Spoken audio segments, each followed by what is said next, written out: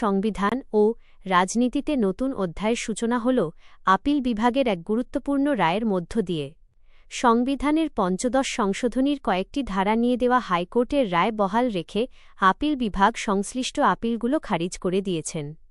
এর ফলে তত্ত্বাবধায়ক সরকার ব্যবস্থা বিলোপ সংক্রান্ত বিধান, গণভোট বাতিলসহ কয়েকটি বিষয় অসাংবিধানিক হিসেবে বহাল থাকল এবং তত্ত্বাবধায়ক সরকার ব্যবস্থা ও গণভোটের বিধান পুনর্বহালের পথ আরও সুদৃঢ় হয়েছে।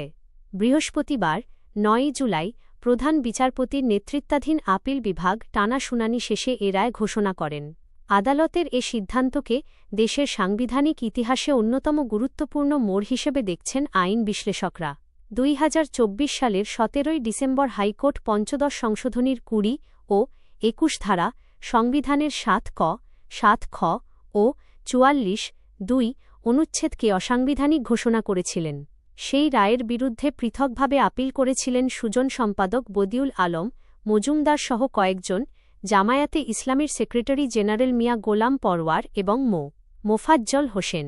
তবে আপিল বিভাগ সব আপিল খারিজ করে হাইকোর্টের সিদ্ধান্ত বহাল রাখেন।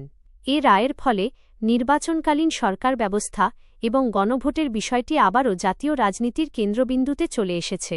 রায় ঘোষণার পর জামায়াতে ইসলামীর আইনজীবী মোহাম্মদ শিশির মনিরের বক্তব্য নতুন করে আলোচনা সমালোচনার জন্ম দিয়েছে।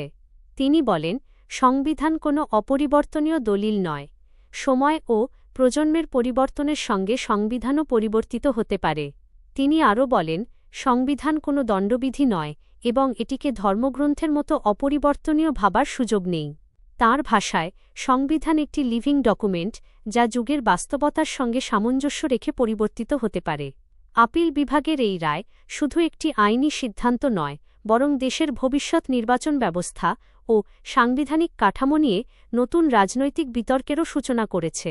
তত্ত্বাবধায়ক সরকার ব্যবস্থা পুনর্বহালের পথ সুগম হওয়ায় বিভিন্ন রাজনৈতিক দল ইতোমধ্যে বিষয়টি নিয়ে নিজেদের অবস্থান তুলে ধরতে শুরু করেছে।